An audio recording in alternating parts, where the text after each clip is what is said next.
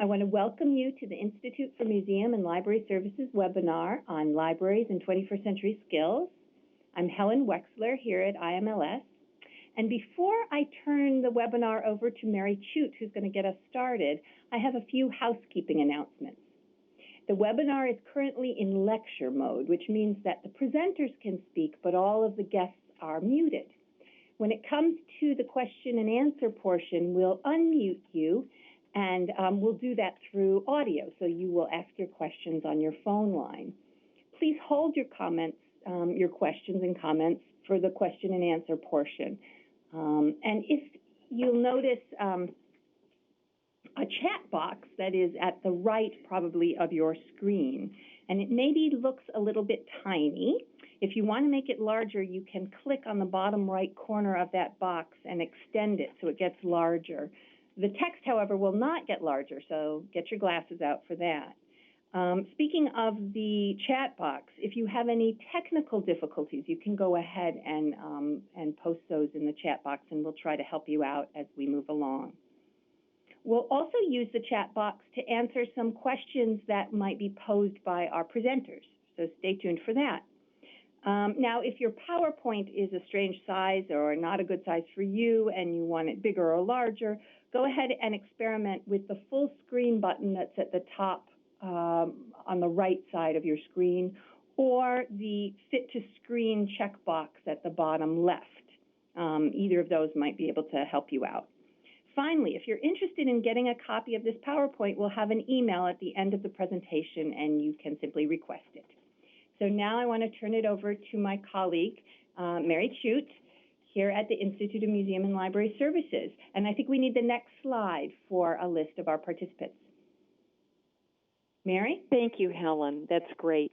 Hello, everybody. On behalf of IMLS and the whole 21st Century Skills team, and especially our brand new director, Susan Hildreth, I'd like to welcome you all to this session on museums, libraries, and 21st century skills.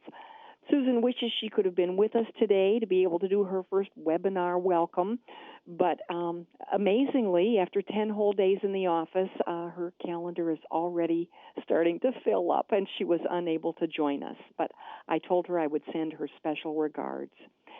As we get started, we'd like to find out a little bit about who's with us today. And we have several quick polls that we'd like to have you respond to. You can do this online. And our first one is going to have to do with what region of the country you're coming from.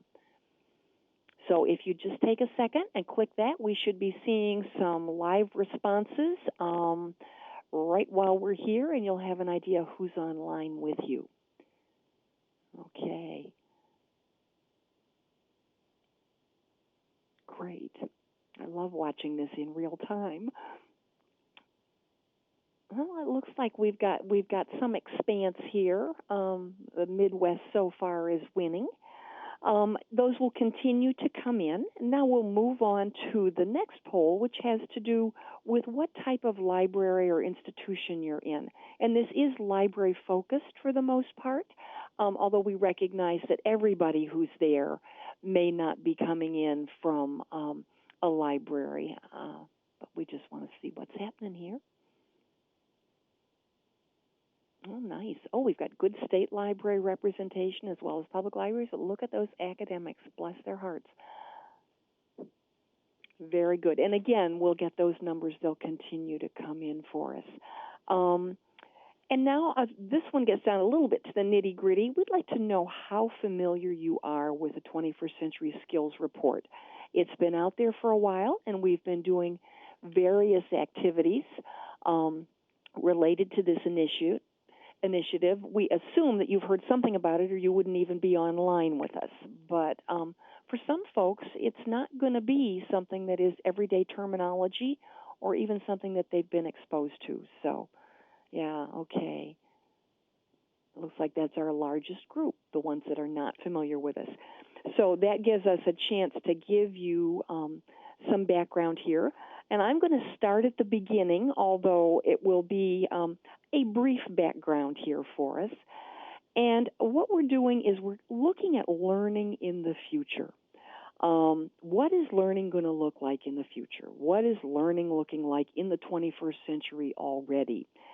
And for IMLS, this is a realm in which we have been dipping in for probably a decade.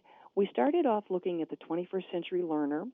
I didn't even work here, and I attended an IMLS conference in November of 2001 on the 21st century learner and how our museums and libraries were going to be part of a network that supported learning in the 21st century.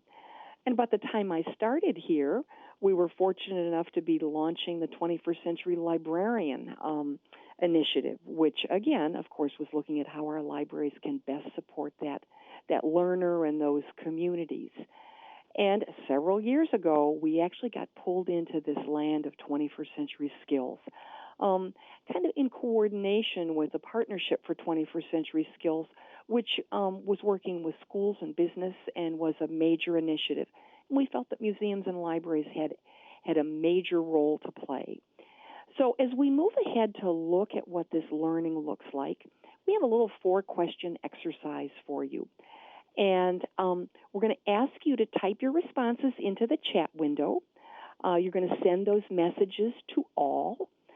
And I just want you to do a little bit of envisioning. We're not going to spend a lot of time on this. This is just to get our minds in the right place. What is the world going to be looking like 20 years or so from now when today's kindergartners, those children who visit your institution, whether it's for story time or if you happen to be in a museum, children's museum, when those kids have left school and they're out in the world, what do we think the world is going to be like? And specifically, as you're thinking that, what about the workplace? Not just the world in general, but the workplace itself. So we want everybody to put a little bit of thought into that. If you can give us some of your quick ideas in the chat, that's great.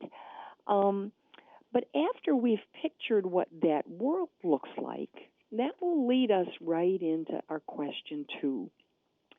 And question 2 continues to focus on these children of today and what skills will these children need to be successful in the world that we are imagining 20 years from now. When we look ahead, what is it that they're going to need to know how to do in order to be successful, be engaged in their community, be productive citizens? What are the skill sets that we're going to need? And when I say we, I mean those of us who are currently in the workforce, and I don't expect to be working in 20 years, but I'm sure that a number of the folks who are online will. So what skills are we going to need? Now, question number 3 is my personal favorite. Anytime we've done this, I love this one because it actually starts to encourage those of us who are having this little dream here, this little experience, is to think kind of a little retrospectively here.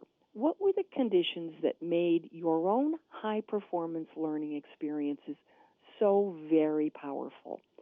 Think back to a time in your own life when you indeed feel that you were extremely productive, maybe part of a high-efficiency team. But what were those conditions that made your high-performance learning so very, very powerful? I love this one because my mind immediately goes to a particular circumstance, and it puts me in the realm that I think I want to be in when I'm thinking about learning in the 21st century. So now we come to question 4. And question 4 is taking that learning that we have experienced, thinking about what made it so powerful, and looking at your own institution in which you work today, and what would your institution be like if it were designed around your answers to those first 3 questions? Would there need to be changes? Maybe it would be just the way it is. Maybe you already create that kind of space that leads to creative energy and learning in the 21st century. And as you think of it, I guess I'd just ask you to have a little side thought, and you don't have to add this to the chat box, but you certainly can. Think about what you might do over the next month or even two at home that would start to put your answers into action? Are there some incremental changes that you could start to make in your institution? So as we think about these 21st century skills and the changes that we may need to make in our libraries and museums, we're looking at a world that has changed. We're looking at the whole phenomena of globalization. We're looking at technology. We're looking at needing new skills to compete. And I think we have another slide we can bring up here that shows some shifts in the types of skills that are in demand. As we look at what's happened here, we're seeing, and I know the screen here is very tiny, at least the font on it, and you will have a chance to go back and look at this later. It also appears in the publication. But it's basically those routine manual skills that we're seeing in that bottom red line that are declining and leveling off. Whereas it is the creative, the non-routine, the interactive, the things where we're working collaboratively, cognitive things that are going up. This is the rise that we're seeing. These are the shifts that are happening as we look at the skills that will help position today's young people and today's middle-aged people for success in a world that is changing dramatically. I think if we move on to the next slide here, we'll be looking at what we've been terming as the 4 C's. Of course, we're envisioning that these 4 C's blend together with the 3 R's and help to make a really complete education. But we're looking at trends in global awareness, financial, economic, business, entrepreneurial literacy. There's a health literacy that we know is bubbling to the top, civic literacy, environmental literacy. And of course, all of these are depending upon a real deep understanding and basic core literacy. Every time we have this conversation, somebody will be in the audience who will remind us and say, wait a minute. If indeed we don't have that core basic literacy, we're not positioned for any sort of success. But as we look at the 4 C's, building on these trends and responding to these trends, creativity, imagination, problem solving, the ability to collaborate, be part of a team, skills at communicating, written, oral, and critical thinking. These are the things that are going to be needed. Now, we're calling them 21st century skills, but in reality, every time I stop and look at it, I recognize that these are also skills that certainly positioned leaders in the 20th century, the 19th century, the 18th century. We can wind our clock backwards, and these are universal skills, but they are going to become increasingly important as we move ahead in the 21st century.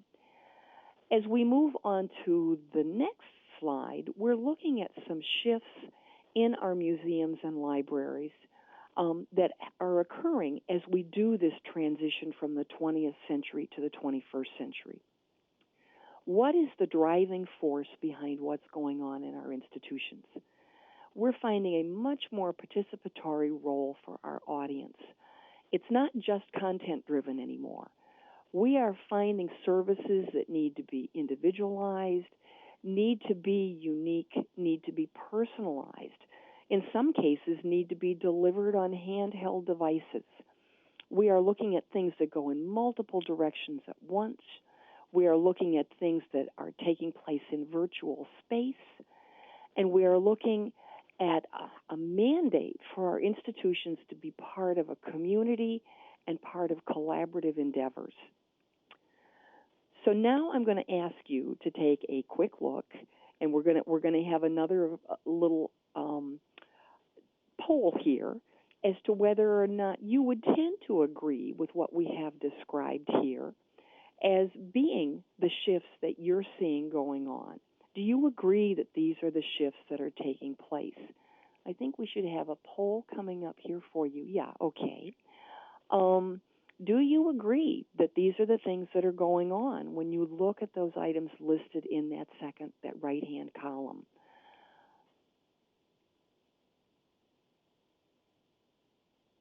Okay, this is not universal. That's all right. And I do think that, we have to recognize where we are in the 21st century, and we also have to recognize that what we're doing is we're doing a little bit of prediction here. So we're using our imaginations and saying this is what we're seeing happening, but they're not necessarily happening in all places at the exact same rate of speed. And as a follow-up to this, we will have in just a minute or so here, or maybe even a second if they're moving really quickly, a second poll that will be asking whether or not that second column is describing what's starting to happen in your institution. And again, you're going to be able to say yes, partly no. And I would actually expect that perhaps we're going to find in this instance that less of it's going to be done. But then again, that's one reason that you're here involved in this conversation, to think about how you play a leadership role in moving ahead. When I look at what we have done in this 21st century skills initiative at IMLS, there are multiple project components. And we have a slide that just kind of touches on a piece of them. There is first and foremost a report, and that's what a lot of the content in this webinar, this first part of the webinar, is based on.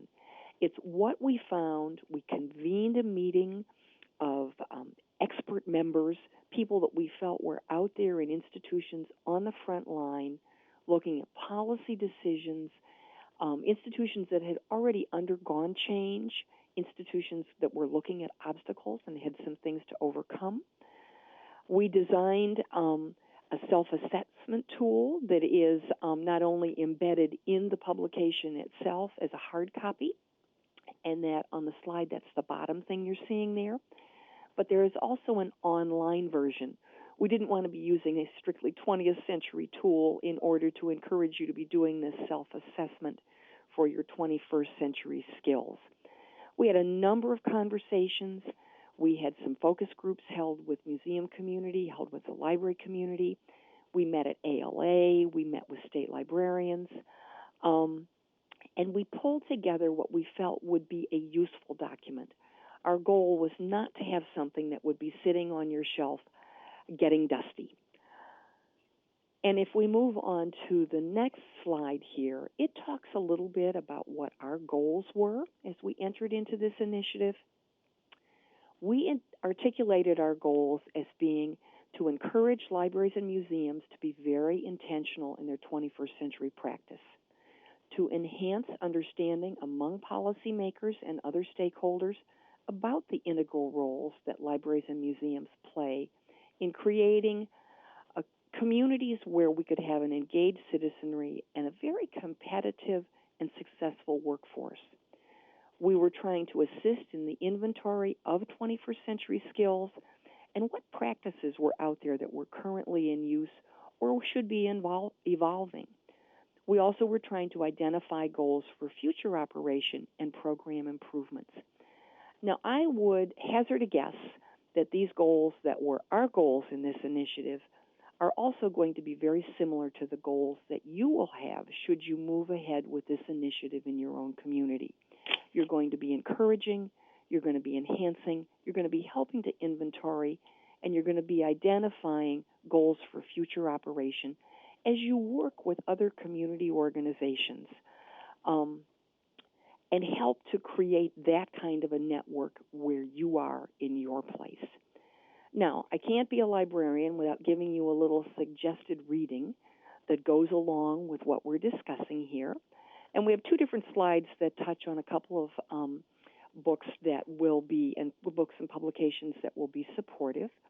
The first one, and it deserves its own slide, is 21st Century Skills. And Bernie Trilling's book here absolutely is, it's based in looking at schools and development in schools more than in museums and libraries.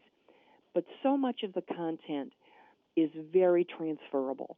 And it is from this book that we took our 4-question exercise. We adapted it slightly, but it was with their permission that we said we wanted to use this to spread the message. 2 other books that I am sure many of you are already familiar with, but you may not have looked at them with exactly this eye, are The World is Flat and A Whole New Mind. For both of these, they are looking at the skills, the trends, and the shifts that we're all experiencing, and the changes in the world that if we want to keep our institutions vital, we need to be responding to. Now, IMLS itself is encouraging proposals that come in, funding opportunities that will be promoting 21st century skills. And I have a slide that should be coming up here that talks about the different programs in which you will find a good ground for submitting proposals that can be very responsive to this entire initiative. There's a place within the Grants to States program for 21st century skills, and I'm speaking to all those state library folks out there. Within our National Leadership Grants, 21st Century Librarian program, of course, our Native Hawaiian and Native American programs. In both of these cases, 21st century skills absolutely come through. And we have a new program called the Sparks Ignition Grants that are places where we're looking for creative ideas, a real venture, an opportunity to get something just started, something that you just don't have that venture capital to begin with. Now, in terms of IMLS's next steps, we're really in the midst of all of this. Our webinars, you're living through one right now. We're doing some community workshops. We've done, I believe, 4 or 5 already, and you're going to be hearing from the host of one of them shortly. We also have expanded web content. We have a couple of other initiatives that are going on that very closely relate. One is the IMLS MacArthur Partnership for Learning Labs. This is an upcoming national grant competition that will fund the creation of up to 30 learning labs in libraries and museums across the country. And then IMLS was mentioned in the FCC's broadband plan. And we are in the process of helping to create, again with an expert committee, a framework for digital inclusion. This is a framework of what principles, elements, and characteristics need to be in communities in order to foster digitally inclusive communities that respond to and make good use of the rollout of broadband across the country. That pretty much brings my comments to a close until we get to the Q&A session. We do have 3 speakers who are going to come along right behind me. I'm going to list them in reverse order and then hand things over to Mary, whose name is up here already.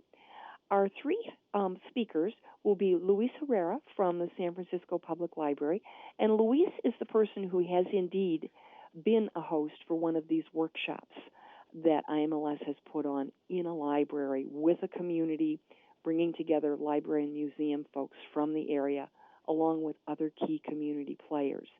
We also will be hearing from Jeff Patchen. Jeff is the president and CEO of the Children's Museum of Indianapolis, and he's a particularly appropriate person to have here because in Jeff's museum, there is a very busy public library branch, which made him the ideal out-of-the-box person for us to bring on board. And then that brings me to Mary, who will be the person who takes over from me here. Mary is my friend and colleague, the state librarian in North Carolina, and the key partner on one of our most exciting projects in the current year. And Mary will be telling you all about that project and some other good things that are going on. Mary? Thank you, Mary. This is Mary Boone, as you have just heard, and I'm here to talk about one of the grant opportunities that Mary Chute has just been talking about through IMLS. We at the State Library of North Carolina are partnering with Web Junction on a grant program called Project Compass.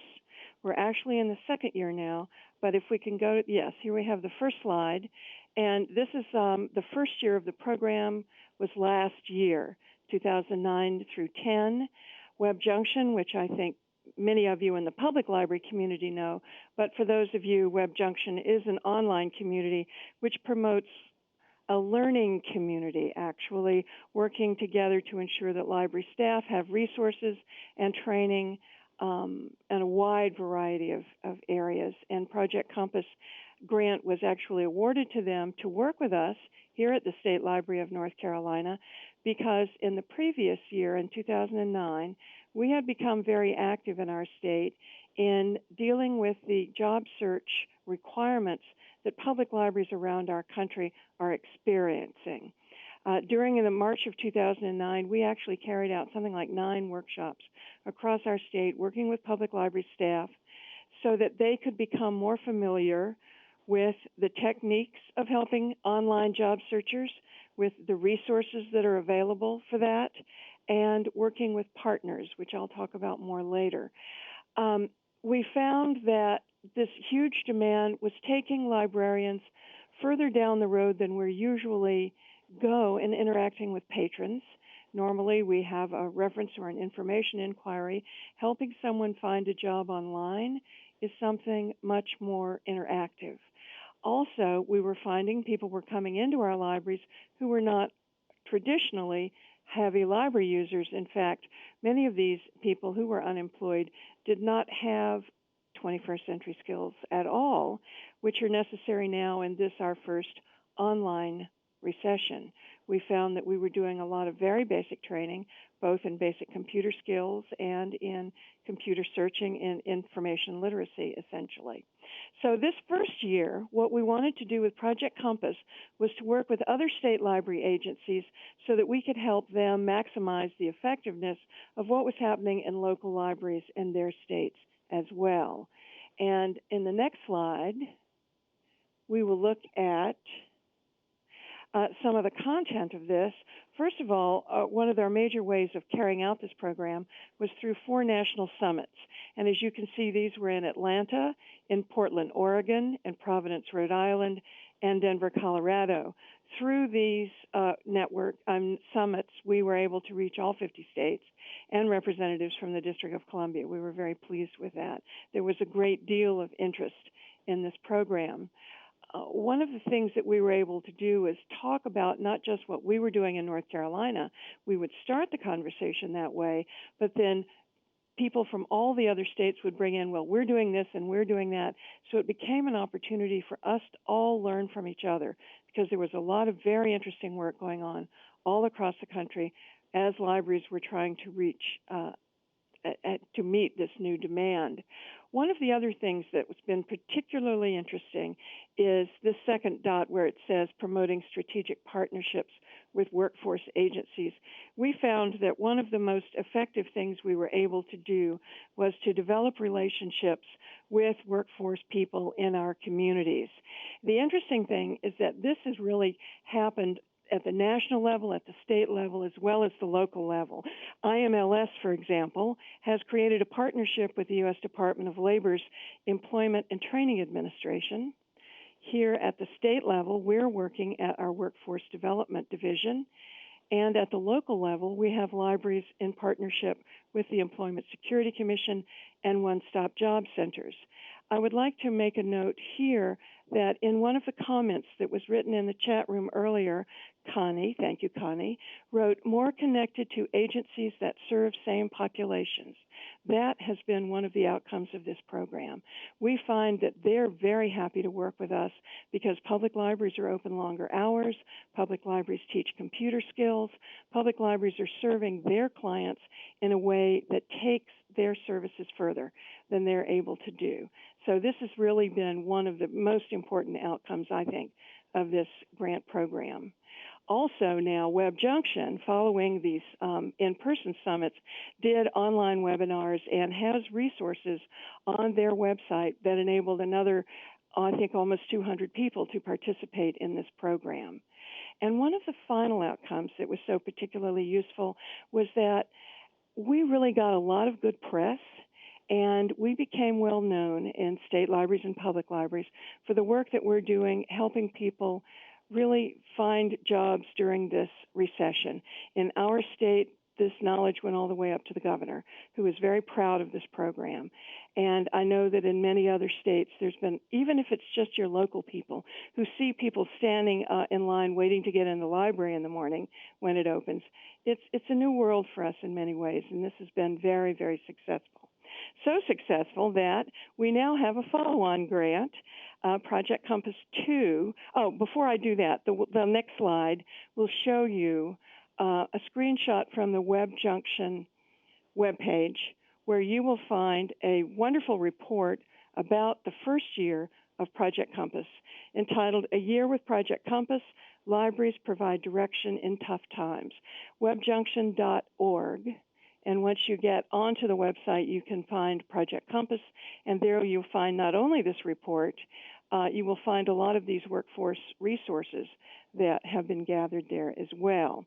So then the next slide will take us to Project Compass 2, which is a follow-on grant that we've just begun in this year. This year, we're going to take the program to a different level. Last year, we were working with state libraries. This year, we want to work more directly with libraries in communities. So in this follow-on grant, we're again, Web Junction and the State Library here in North Carolina are again partnering. We're developing a curriculum that will help libraries be able to deal with the unemployed in a better way than they may have been able to in the past. We certainly hope so. This is going to begin just next week with a Train the Trainer program. We're going to hold that here in North Carolina. We have representatives from 10 states coming who will learn this curriculum and be able then to go back to their own states and do programs at local libraries for library staff to help them work better in this area. Project Compass 2 shifts the emphasis, as you see, from the state library level to the actual individual public library level. We'll, in addition, because we're only doing this in 10 states, have programs at conferences and around the country, either at the state level or at the regional level. And again, Web Junction will provide online programming on their website, as well as additional resources and resource sharing at Web Junction. Now, the next slide really gets into the content a little bit. And what we did here, I know that this is going to be very small type, and I don't expect you to read everything, but you will be able to get a copy of this after the webinar. But what I wanted to do was just show you what it looks like, because what we did is we started with the self-assessment tool in the publication that Mary Chute was telling you about a little while ago, Museums and Libraries in 21st Century Skills. And that self-assessment tool, there are actually three areas: the early stage, the transitional stage, and the 21st century stage. And we started in that format, but we continued to evolve it over time until we've reached a point where we have, using the same framework, still a variety of different areas that we want to address. You see the main topic areas on this slide are discovery and assessment, collections, and training and learning. We want people to dive down into this a little more, with the end result being that 21st century skills are among the things that come out of this. If we see the next slide, we'll see this is a very wide piece of paper, so I had to do it on two slides. You'll see the last two areas, collaboration and communication.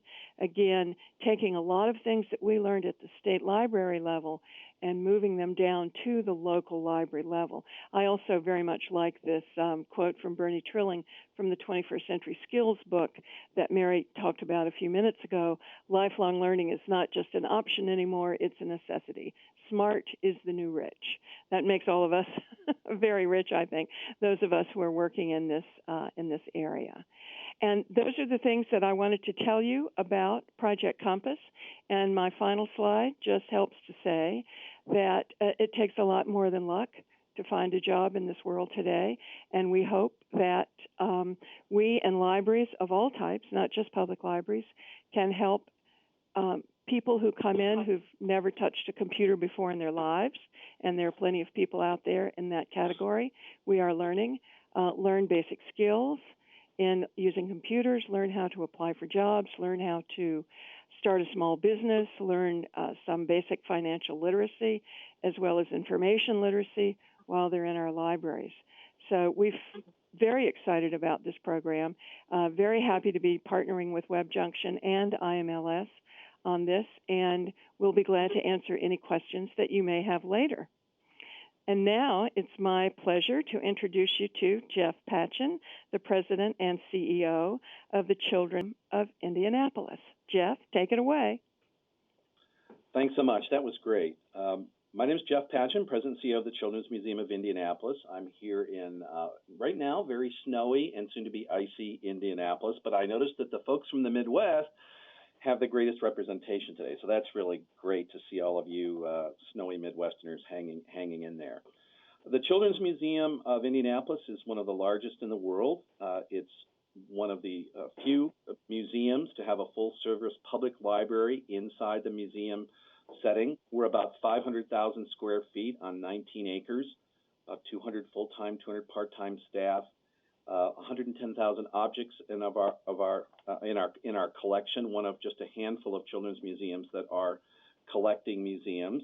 Our approach to learning is what we call family learning, and it focuses on the primary principle that it is children accompanied by caring adults, whether it's a parent, an aunt, an uncle, a caregiver, and of course grandparents that are typically those folks who accompany children to the Children's Museum. We're a full-service design and build entity. In other words, we design and build our own permanent and temporary exhibits, and we also have a branch of our work that focuses on international traveling exhibits as well.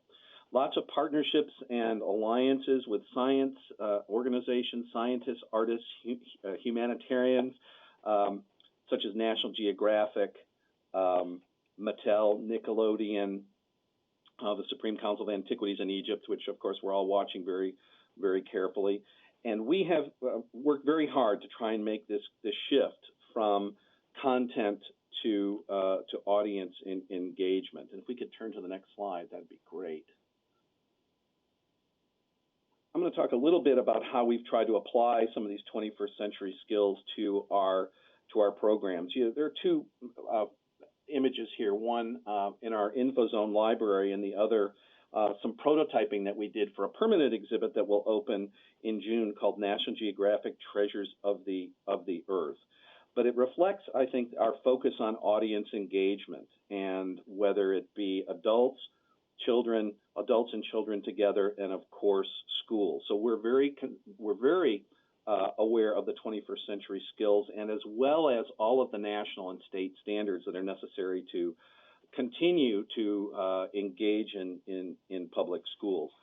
And we see this not only in the programs that we create in this two-dimensional and three-dimensional spaces, but also in our InfoZone library, because the units of study that we create and the activity guides for parents when they come to visit are also can be resonated and seen in the InfoZone library.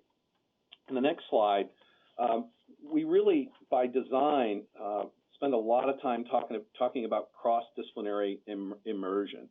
And there are some photos here of our immersive space called Dinosphere, which opened in 2004. And it's an immersive space inside with real dinosaur fossils from the Cretaceous period, and in a dinosaur lab, paleo lab, that has real paleontologists working with fossils and engaging with our visitors.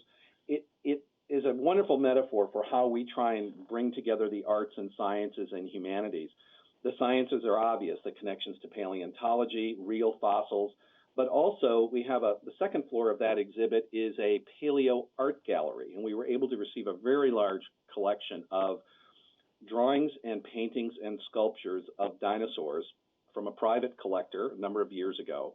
And so we include those in an immersive space that allows children and families to draw, paint, and sculpt their own images based on real fossils and this dinosaur art in this gallery. And of course, telling the stories of paleontologists and what it means to be a paleontologist is part of the humanities approach. So we really have this melding of science and art and humanities, real objects, real art, and real stories. There's lots of hands-on, of course, in the space. There is a dinosaur dig. There is an opportunity to touch real fossils, and of course, again, to talk to real paleontologists. We extend that experience in InfoZone in our library with a considerable collection of books and CDs about dinosaurs and paleontology, and then we extend that with family dig trips to South Dakota, where we lease land on the Hell Creek Formation, which is very, very rich in dinosaurs. Next slide, please. Global awareness is also an important part of the 21st century learning skills, as well as social and cross-cultural skills. And our international gallery called Take Me There, which opened in 2009, it's a collaboration with the Tropen Museum in Amsterdam, which we believe does just an outstanding job of immersing children and families in other cultures. And we wanted to focus on 5 global perspectives in this gallery: language and communication, living spaces, the environment, which of course links to environmental learning, the marketplace, which links to financial learning, and the visual and performing arts, which also ties to a dedicated space in this gallery where you participate in a traditional celebration in a modern Egyptian culture called the Sabua, and it welcomes the newborn baby on the 7th day after its birth into Egyptian life.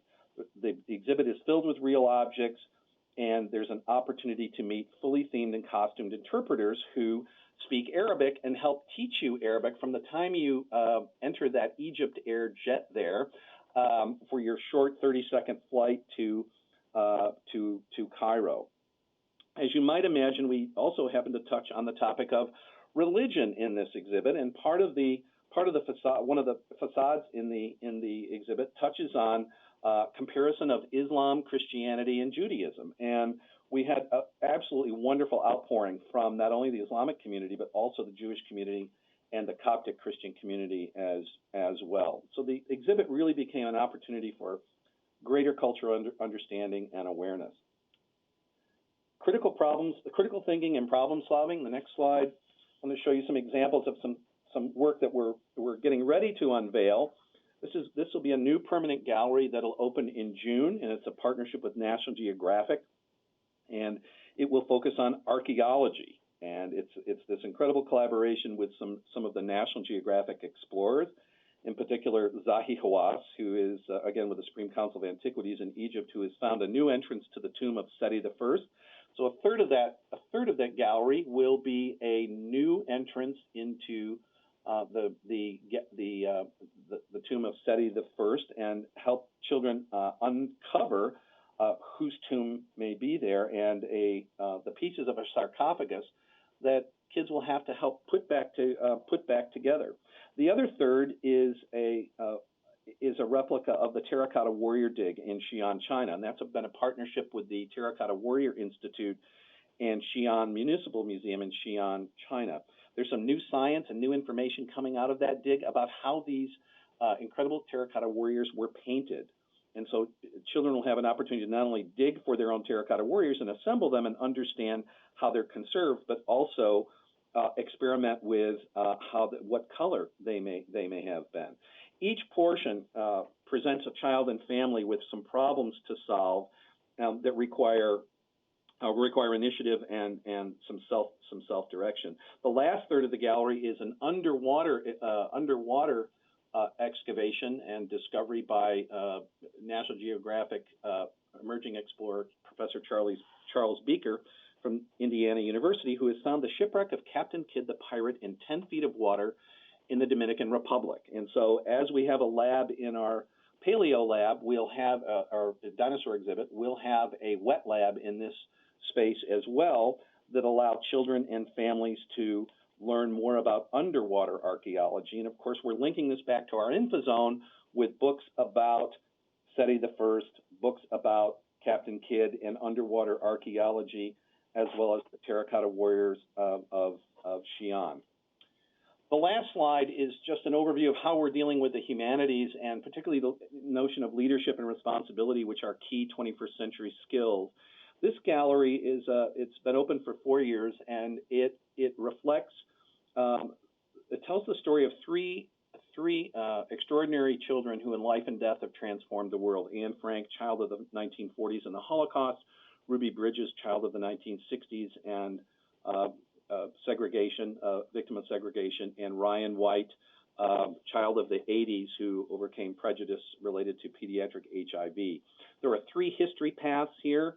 The visitor goes to 3 immersive sound stages where the presentation can be presented with a live actor, or in a sound and light show, or in what we call exhibit mode. Next to this area is an area called taking action, where children and families get to exhibit leadership and take responsibility for deciding how they're going to make the world a better place. They can plan what it takes to implement an idea. They can make a promise, which actually ascends up into that tree that you see in the middle of the top row of images.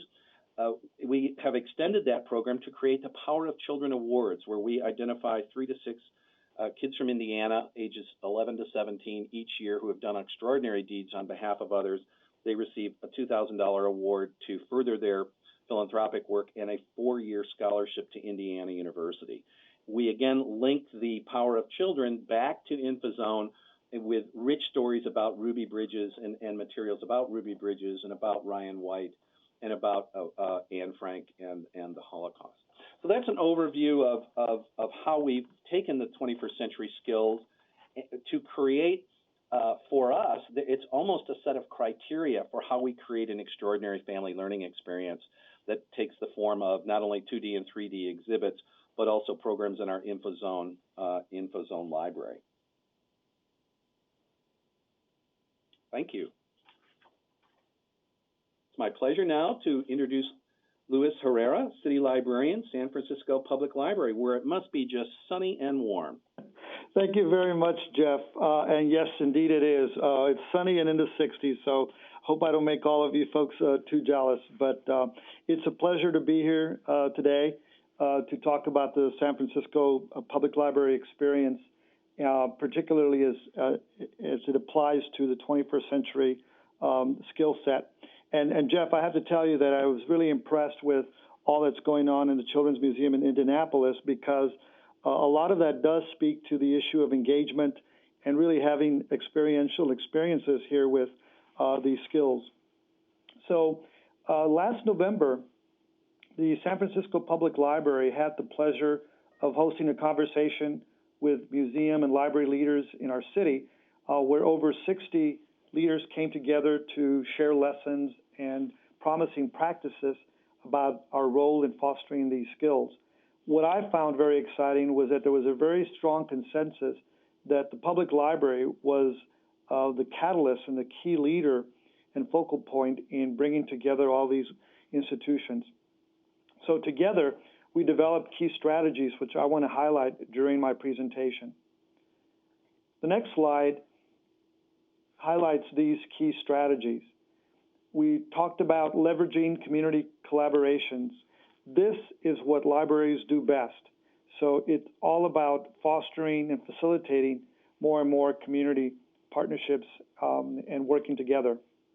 It's also about engaging learning networks to work with agencies that share our mission, whether it's schools, whether it's parent networks or nonprofits.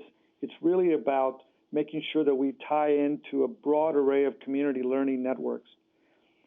More and more, we're also seeing libraries as gathering places, and librarians can play a crucial role as facilitators in community conversations. So it is about facilitating civil discourse. Then we talked about a broader expansion of the definition of traditional literacy. We usually think of it as basic reading skills, but more we're seeing transliteracy mean that the impact of technology means that folks have to be computer, media, and information literate, as well as social literacy issues such as the environment, health, and financial literacy, which some of my colleagues have already touched upon. Last, we wanted to focus on the wide range of education to take into account that we have very diverse learning styles, whether it's because of generational or age differences or social economic diversity. So taking these strategies, we developed priorities for 21st century skills. And it fell into, the next slide please, 4 different areas. We talked about in our library developing a service program that included service innovation and technology, community partnerships, community engagement, and workforce development. So in the time that I have allotted, I'm going to give you highlights of the services and programs that tie into these priorities, but more importantly, how they connect with 21st century skills. So when we talk about the next slide, which is about service innovation and technology, what you see on the slide, the next slide, are screenshots of programs that we have implemented here in the San Francisco Public Library. We recognized the importance of innovative service and the use of technology to meet the new trends in mobile learning. We also know that in the report, it talks about mobile learning becoming more and more of a trend, and also having access to online training almost 24/7 was very important. So during the course of the prior year, a service innovation staff team here in the library focused on user needs in this mobile environment. And we learned that mobile computing is indeed the fastest growing mode of accessing the internet, especially for people that fall within the digital divide. So what we felt was important was to create a multilingual mobile web device that allows users to search the catalog, library events, programs, and even email reference from your mobile phone. And you see that on the far hand right. Another innovation was the creation of an online tutorial on popular employment websites on the internet. This also included a step-by-step process for searching employment opportunities. This online tool was developed also as part of an IMLS grant with OCLC's Web Junction as a key partner. And what we feel is so important, and this has really been a useful tool, particularly during the economic recession and high unemployment. So it meets a critical demand with more and more folks having to apply online and learn the basic computer literacy skills. This tool is a viable contribution. The library also partnered with the King County Library to develop a U.S. citizenship resource guide on the web, which provides multilingual guides, exam practice questions, and community resources for the U.S. citizenship examination. The resource, as you see on the screen, middle of the screen, is in English, Spanish, Cantonese, Mandarin, and Russian, and it has had a phenomenal response because we realize how important this is to respond to the community need out there and the demand. The library also created a laptop lending program for in-house use, and it also has a variety of mobile applications. And to our enjoyment, we've seen this become the highest circulating item in our collections. Over 14,000 laptops were checked out just in the last 6 months. What this tells us is that it's not only expanding the access to technology, but it's helping us bridge the digital divide, and specifically helps to address the information, media, and technology skills along with global awareness. Next slide, please. In terms of community partnerships, we also realize that it's really important for libraries to address collaborations if we are to succeed in 21st century skills development. Earlier, I mentioned that transliteracy was becoming an important aspect in developing these skills. And here in San Francisco, we have indeed fostered a culture of partnerships. One of the ideas that we've had was to work with the Arts Commission to develop a very successful Writers Core program where we match authors and professional writers with at-risk youth in our neighborhood libraries, in our schools, to develop not only their creative talent, but also to express and develop basic writing skills. This program was recognized this year by the IMLS and First Lady Michelle Obama as one of the key programs and successful programs in literacy development. As I mentioned, transliteracy goes beyond reading And the library is also taken a leadership role in advancing environmental literacy. We have what we call a Green Stacks program. So San Francisco, there's a tremendous amount of interest in sustainable living, the environment. So the library wanted to play a key and focal point by becoming the one-stop web portal that features resources on sustainable building practices and our collections and programs that support that. We're in a very active capital improvement program, and our libraries are either LEED Silver or Gold, and all of this plays into informing and educating the public about the environment. The next slide speaks to the issue of community engagement. You see here a variety of programs also that address basic scientific and visual literacy all the way to communication and cross-disciplinary thinking, all these which are a range of learning and innovation skills that are part of the 21st century portfolio.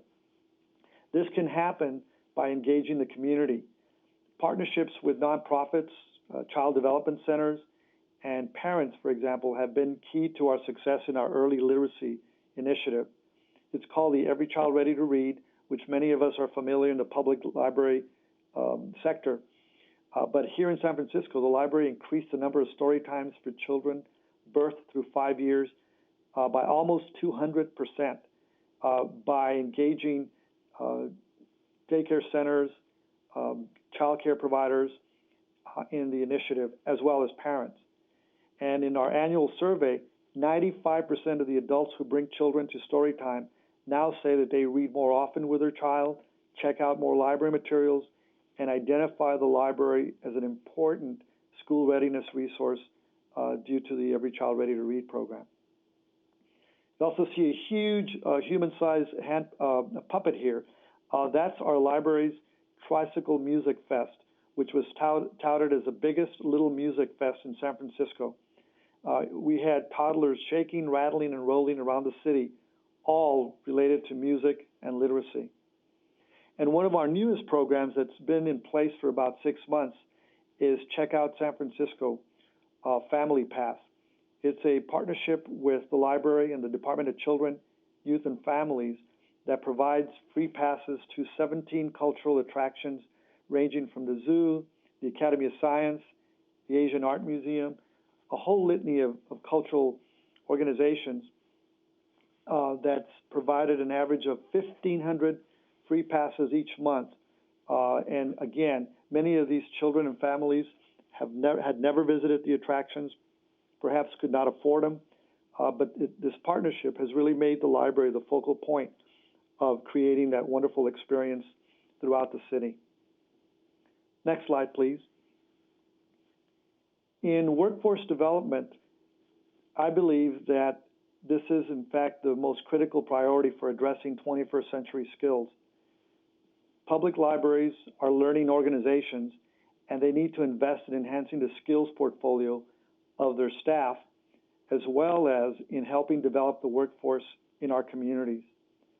The library has developed its own leadership academy to expand the skills portfolio of our staff.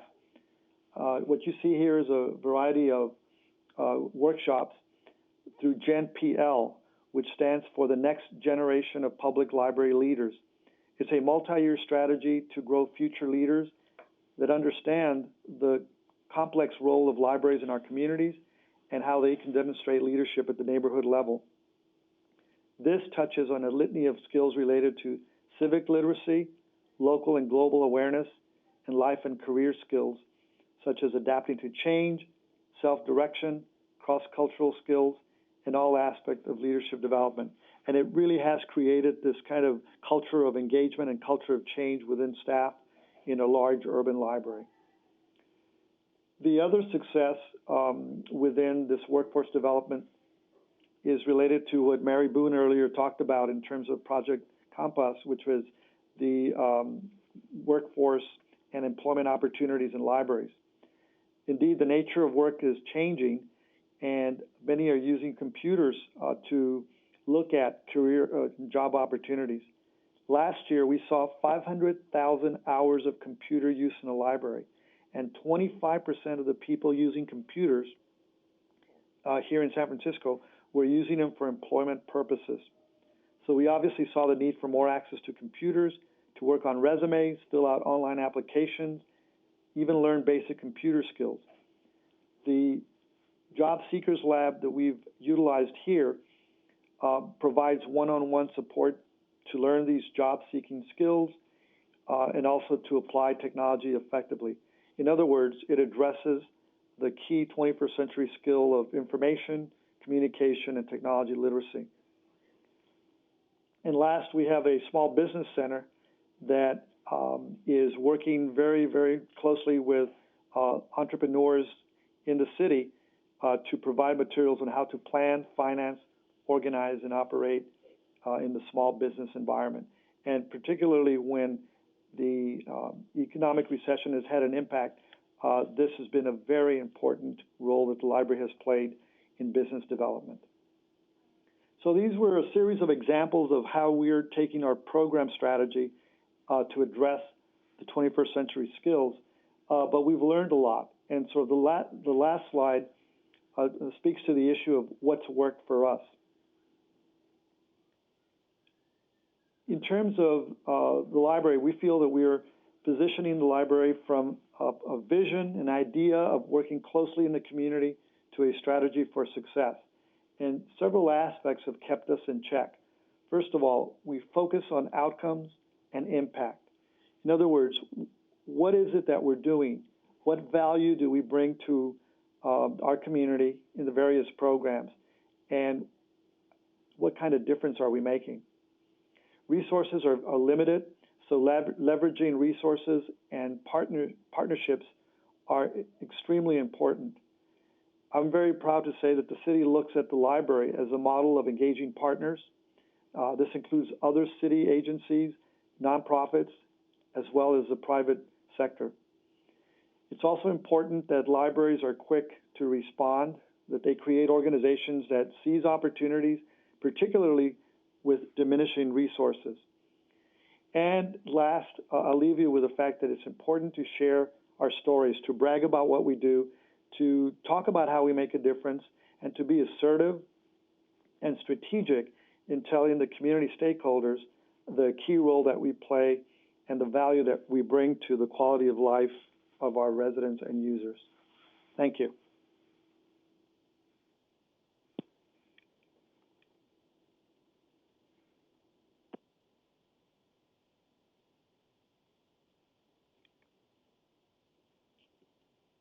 This is Mary. I want to thank Mary Boone, Jeff Patchen, Luis Herrera and all of you for joining us for this webinar.